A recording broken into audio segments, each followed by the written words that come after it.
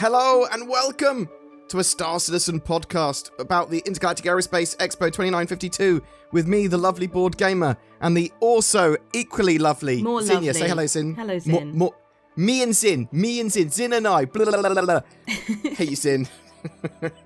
So, yes, it's the 2952 Intergalactic Aerospace Expo, the biggest sort of ship sale and funding period for Star Citizen of the year, and it's been very, very good for them so far. So, we've been covering it for the last 3 to 4 days. What are you thinking of the IAE this year, Zin? Is it better, the same as normal? What are you thinking? I mean, it's kind of the same as normal, but in a different colour scheme. Yeah, and that's it. It's pretty much exactly that this year because it's at the same place. I believe it was at New Babbage last year. Mm-hmm. And yeah, it's just with the Drake sort of sponsorship of the event in their red War at Home colour scheme. But because it is similar or the same as last year, does not mean it is a disappointment or anything. It's been pretty awesome. You can rent a load of ships out during the IAE, and it's a free fly event, and there's a load of stuff to sort of hype buy. There's a lot of FOMO and hype and artificial scarcity buying, and that's part of the Star Citizen model. Some people may hate that. Some people may find that relatively enjoyable. But you can buy all these ships and stuff in game. Now, we've had a couple of new ships. We've had the Corsair. What do you think of the Corsair? Are you sure you want me to tell you what I think of the Corsair? Look, you are more than welcome to hate the way it looks and hate asymmetric ships. I hate the way it looks. I hate it. Yeah? I do not like asymmetry like that. Do you think it's the ugliest ship in game? No. What is the ugliest ship in game? I don't know. I'd probably have to have a good old route around all the ships, but I'm sure there's something uglier out there than that. But you've seen uglier. Yeah, probably. Okay. It's not ugly, but I don't like it. You look at it and just go, why? It's got one big wing, Why? 2 little wings coming out the side. It's like a little mutant ship. I really like the Corsair. I like it on paper. I like it in practice. I like it the way it looks. I like ugly asymmetry. I like weirdness like that. I think it's got a very striking, interesting sort of pose. And I love the operation of the ship. It's got a huge amount of forward-facing firepower. And that's some alliteration there for you. And it's a cool, no-frills exploration ship for someone that can't afford or crew or doesn't want to spend $600 on a Carrack. Because it's sort of a maximum of $250, I think, for the Corsair. And obviously it's going to be available in-game in the next couple of quarters, within the next couple of quarters. So obviously you can fly it now, but there's an exclusivity period for when a ship is first flyable to actually being purchasable in-game. So sort of bear that in mind. Do you think that's a fair thing to do for Cloud Imperium? Do you think they should actually just put it in-game to purchase immediately when they're ready? I mean, they can do what they want. I don't see the point. You don't see the point in them restricting it? No. I think it just increases their sales. It's just a marketing thing. Well, then there you go. That's the point. They get more money. Yeah, this point is they get more money. I'm not sure necessarily it's fair, but I mean, if you have to wait a quarter or two, yeah, I mean, it funds the game. We wouldn't have Star Citizen in the scope that it is without their monetization model, and people may argue that's good or bad. So I like the Corsair. I like the exploration ship. I think it's a direct competitor of the 400i and the Constellation Aquila, and potentially even the Mercury Star Runner if you're going to be using it as a sort of multi-role ship. But yeah, I'm sad that you don't like the way it looks, Sin. Just sad. Makes me sad. But you like the Mercury Star Runner, don't you? I like the Mercury Star Runner. Even though it's got asymmetric, you just don't like the look of the Corsair. Yeah. You monster. Mm-hmm. What about the cutter? I've heard. I was gonna say, do you know what else I like? You like the cutter. I know that. I like the cutter. Every time I've asked you, what sort of picture shall I use? What thumbnail shall I use? You go, the cutter one. Use the cutter one. I really like it. I think it's beautiful. I think the cutter is just a big, chunky boy of a ship, and it is really, really cool. If you want to have a ship that is not focused on combat for a starter ship, but you want to have the facilities of basically a larger ship with like a living area, cargo bay that can take a vehicle, and a bit of armor and that sort of stuff. So, do you think people are actually going to buy it as their starter ship? Probably not. Why not? Why do you think that? Because like you said, you can probably get better for a little bit more money. Yeah, so I've been talking about this a lot. So there's a problem with the cutter, is that it doesn't have combat capabilities, really. It's got 2 size 1 guns, which means it gets outgunned or potentially outgunned by the Aurora MR and the Mustang Alpha, because obviously they can... the Aurora MR. Yeah, because they can at least fit more guns. Yeah? So the base loadouts will hold their own against each other, so that they're all able to have a little, starter ship fight. But it's a weird one because it hasn't got those weapons, and there is a sale on for the Drake Cutter at the moment, which makes it very, very viable to buy as a starter, because it comes with lifetime insurance. It's $45, comes with lifetime insurance, and the ship's actually worth a bit more than that. But if you pay a little bit more money, you can get an Avenger Titan, which is a superior ship to all the other starters by a significant margin, because it has cargo space, it has a good upgrade tree, it's got some powerful weapons, it's a good fighter, and you can just do a lot more with that ship. And if you buy it if you buy the sort of Drake Cutter starter package at the moment for $45, and I think it's just $10 more to upgrade that to a Avenger Titan. It's a shame, because basically Cloud Imperium have made a rod for their own back just because they've made the Avenger Titan so good price-wise. So the starter ships and that sort of stuff, people will buy them in-game. We'll see NPCs use them. Stuff will come down in value in-game as well. So like cutters and the starter ships will be very, very cheap to get in-game. And I'll definitely be getting me a cutter in-game. Yeah. You also can spawn them very quickly and reclaim them very quickly, starter ships. And I think people sort of forget that. But I love the black and yellow skin. But the problem is with the black and yellow skin is that it's another like $3.60, which means we go, well, that's a third of the way to the Penguin. I don't know, I'm obsessed with the Avenger Titan. I just think it's such a good ship. Cutter, great ship, great looking ship. I think it's got a place in the verse, but I think the price points are a bit weird. So, other new ships. So I'm going to talk a little bit about some spoilers that were data mined from the 3.17.4 patch. 2 other ships that are turning up during the IAE. One of them will quite excite Yuzin. It is, at least it appears to be, a medical Pisces. Oh, yeah. So, literally, the Pisces with a tier 3 bed in the back. That's pretty much it. I've never wanted a Pisces before, and now I do. Okay. Do you think it has a place in the verse, even though we've already got the Cutlass Red? Yeah, I think, because it's a snub ship for the thingy, isn't it? It's a snub ship for the Carrack. Yeah, so it fits nicely into the Carrack, as it was effectively the bay for the Carrack was built for it. But yes, it's a very small snub ship, which means it will fit on a lot of other ships, which effectively will allow you, in ships that will fit in, give you a medical bay for a tier 3 bed. Which I think a lot of people will be quite excited for. I suspect that in the future there'll be modularity and sort of like furniture that you can effectively deploy in a lot of ships that will give you a tier 3 bed. That is my expectation. That is not a confirmation. But in the meantime, I think this is a cool little ambulance, which is you do want a really small one, the smallest possible sort of size of medical facility, so that you can be a field medic, so you can evac people. And once we get the hover trolleys, the medical hover trolleys, you can go rescue people super easy. Take him onto your medical Pisces and then take that up to your bigger ship.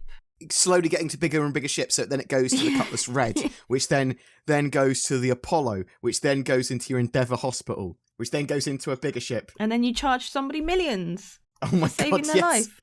It's just admin fees of moving them between the ships. Yeah, so I am looking forward to the expanded medical gameplay. I am really looking forward to medical rescues of people, which we can technically have in-game now. Me and Zin have been trying to capture footage for that. Zin and I. Ever since... God damn it!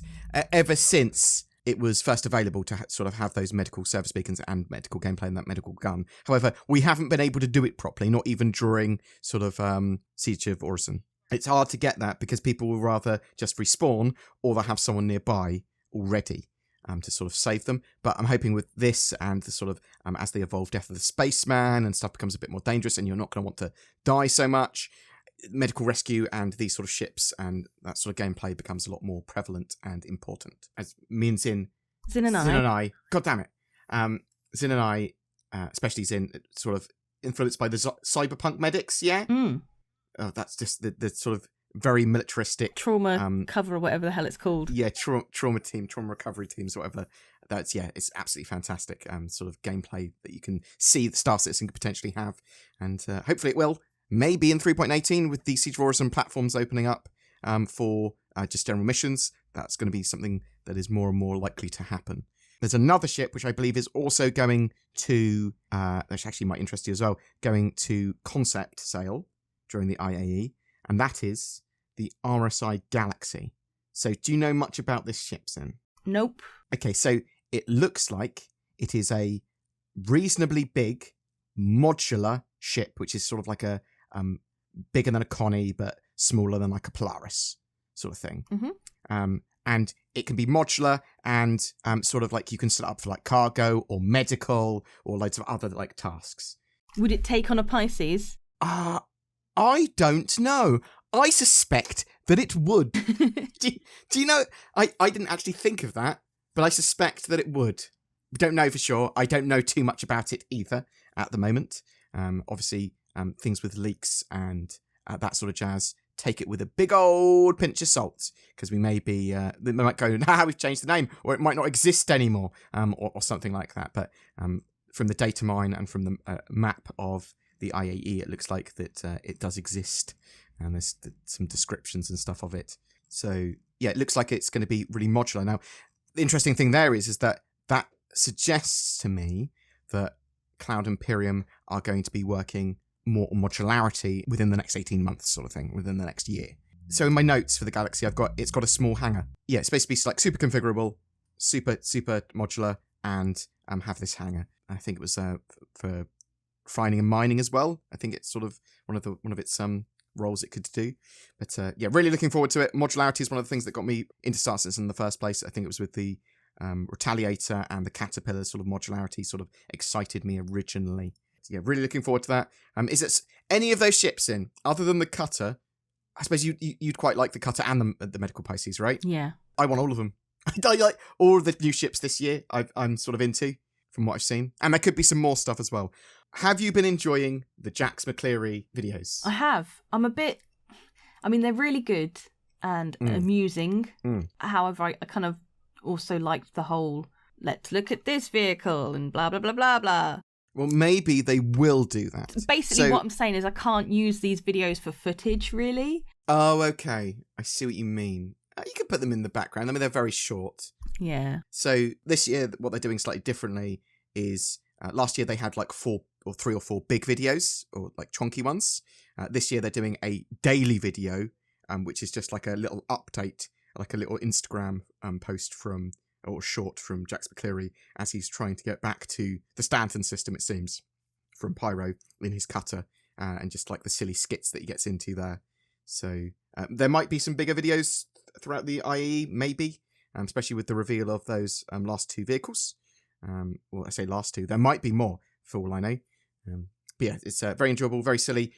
It makes me think that Star Citizen should stop making a game and start making anime / some sort of machinima series. Like, they should sell Netflix the sort of Star Citizen universe, because they do those stories really well, and the engine works really well with them, and even the sort of like the way they talk to each other and the way that VoIP works, and all that sort of jazz. It just looks good. It genuinely does. Other than that, is there anything else that we're looking forward to for the IAE? Unless there's other secret stuff that we don't know about yet. Yeah, so it's just a general, for the rest of the days, it's sort of like, today at time of recording, it's going to be an Alien Day, and then we've got all the other manufacturers up until the 27th, I think, and then we've got sort of like the end of the IAE, and there might be some special Warbond CCUs at the end and things like that. If you are wanting to buy Star Citizen, check out the starter packages. Obviously, there is a 25% off sort of discount Drake Cutter starter package with lifetime insurance and game access and all that sort of jazz, which is absolutely fantastic deal, which you could then upgrade to another ship if you wanted, but you will be able to buy everything in game. There were some server problems on the first couple of days of the IAE. You did experience them, didn't you, as well? Yeah. Yeah. So got in early on to the IAE to have a look around, and then 30k, can't get back on for several hours. And that was quite annoying. Disrupted my first day of the IAE, and second, actually, but I was able to get back on the second pretty quickly. Hopefully Cloud Imperium won't have problems like that again in the future. It's not as bad as we've had previously with like people not being able to log in, and what didn't affect everyone this time, which is better. Still annoying that sort of stuff still happens. It is alpha for a reason, I suppose. It is officially, Zin, the best year for Star Citizen's funding now. Of course it is. for it's over 88 million raised so far this year. And it looks to me, because they're raising over 1.5 million a day at the moment on the IAE, it looks to me like they're going to smash, by the end of the year, 110 million raised for the year. That's what I would expect. Not bad. It's not bad. It is, again, a record-breaking year. I'd expect this to be a record-breaking IAE, even though the limited war bond versions of ships that are sold in waves are not selling out immediately. And what I mean by that is that the Kraken, the Idris, and the Javelin, their store credit versions that are sold in waves during the IAE, the sort of mighty capital ships, they sold out immediately. But the ones that you buy with real money, they have not sold out yet, those ones. So it's the privateer, specifically with the Krakens. Privateer, Idris, and Javelin. You can still buy them at the moment, at time of recording. It's probably because they're incredibly expensive that they're not selling out, though. $3,000 for a Javelin. 3,000 money, real money. Can't use store credit. It has to be new, fresh monies. Yeah, that's just a bit expensive, eh? I say $3,000. It might be $2,500, but I have to pay VAT of 20%. So $3,000 for me. And that's the important thing. So do you think Cloud Imperium have any business selling these super expensive ships? Again, I mean, they can if they want to. Yeah. And they do. Yeah. You'll be able to get them in game eventually. Yeah. They might take a while, but they're a good end of game goal. There's lots of orgs that require people to crew them because, I've bought a Javelin. Now I need 50 crew. But I've also got a Javelin. Oh no, everyone I know's got a Javelin. It's an interesting one. Obviously, I'm cool with Star Citizen's monetization model. I do think sometimes they're a bit dumbed with marketing. But for the most part, buy what you want. Get it in game if you want it. I think it's interesting that these haven't instantly sold out like they previously have, or they sell out very quickly normally. But obviously, there's a bit of a global downturn economically, which may have caused some issues for people. So, soft deaths. So, moving on to 3.18, I wanted to get your opinions on the new soft death system for ships.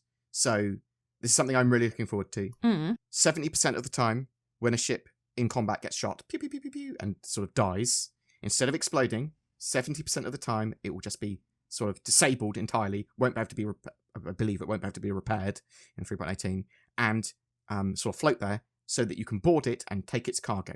And possibly salvage it? And salvage it. I believe it is. Those husks are salvageable. Mm-hmm. But there's a catch in the crew's still alive. Aha. So they can call in sort of support or help. They can defend their ship. So you have to board it and fight them. And obviously they might try and assault your ship while you're trying to board theirs. All the doors open on a ship once it's soft deathed. So sort of bear that in mind. They say open, they're unlocked. I don't believe you can repair the ship in 3.18, although there is obviously the repair tool. Maybe they'll go, you know what, you can repair it, lol, lol, lol. So for me, this is amazing for piracy, for boarding, for cargo gameplay, for recovering stuff, because it's going to happen to NPC ships as well, although when you soft death an NPC ship, the crew do die on an NPC ship. But you're going to be able to loot them. Loot's in! We can loot ships! Yay! You can salvage them and call in little salvage. Can you imagine Xenothreat and the clear up afterwards? Just dozens and dozens of ships. And also, if one of your mates' ships dies, you're like, well, that's getting salvaged quickly before he comes back. Yeah, I'm looking forward to that because I think it's going to be a bit silly and a bit Wild Westy, but it also gives just reasons to have piracy in game. Now pirates can actually legitimately go, well, I'm going to, blow you up and take your cargo, but you will be able to defend your ship with yourself afterwards. So, yeah, really looking forward to soft deaths. I suspect there's going to be problems during testing, but it's alpha. It always is. What have we got coming up? Well, we're going to be covering the Intergalactic Aerospace Expo for the rest of the week. Me and Zin and I, and her partner and a load of our friends are going on holiday on Sunday. So we're going to be away for 5 or 6 days. And we'll have some videos that will go out during that period. I'm taking some recording stuff with me as well, so I can record something if I have to while I'm out there, but we'll try and have lore videos and a couple of other videos ready to go.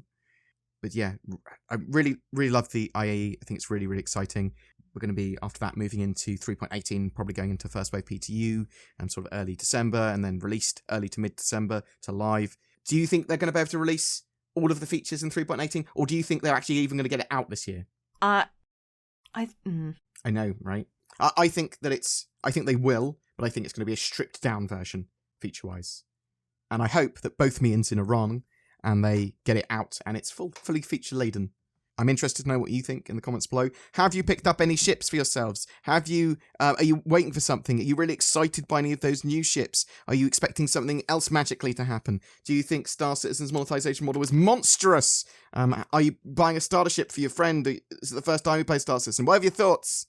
I'd love to hear from you in the comments below. Say goodbye, Zin. Goodbye, Zin. Have a great IAE, guys. Peace. Hello. I'm Winston Churchill, and I use NordVPN to defend the Internet Empire.